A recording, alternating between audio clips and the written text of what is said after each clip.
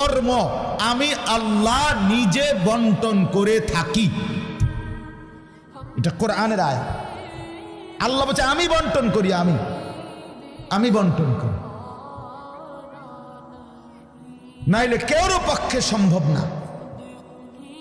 আল্লাহ এই প্রখর রৌদ্রের মধ্যে কেউ কাজ করে, প্রচন্ড আগুনের মধ্যে কেউ কাজ করে।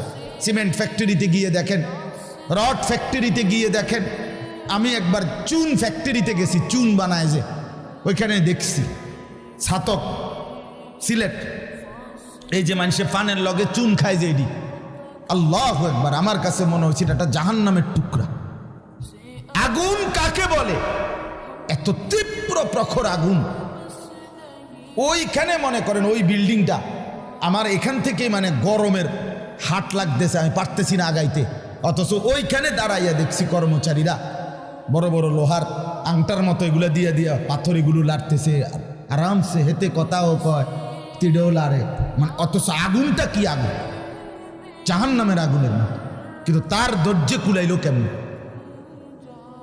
আল্লাহ বলেন এটা আমি বন্টন করি, আমি এই দুনিয়ার কর্ম বন্টন করি, ফলে এই দুনিয়ার এই স্বাভাবিকতা ভারসাম্য টিকে আছে।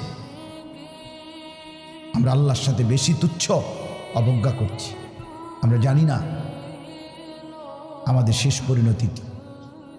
ওমা কাদারুল্লাহ হাক্কা কদরি, আল্লাহ বলছে বান্দা তোমরা আমাকে যথোপযুক্ত কদর করলা না।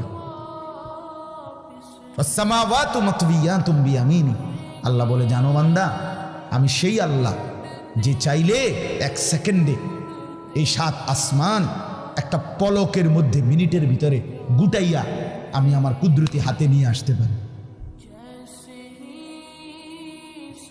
তুমি কোন নেতার উপরে ভরসা করে অহংকারী করছো? কিসের উপর? তোমার এই বিল্ডিং না, তোমার এই টাইলস, তোমার এই 5 তারার ফাইলিং, তোমার এই ইঞ্জিনিয়ারের নিশ্চয়তা, আপনার এই সয়েল টেস্ট রিপোর্ট, এটার উপরে ভরসা করে আপনি অহংকার করছেন না? স্বামী বিদেশ, এ কারণে মা বোন বাজারে ঘুরছেন না?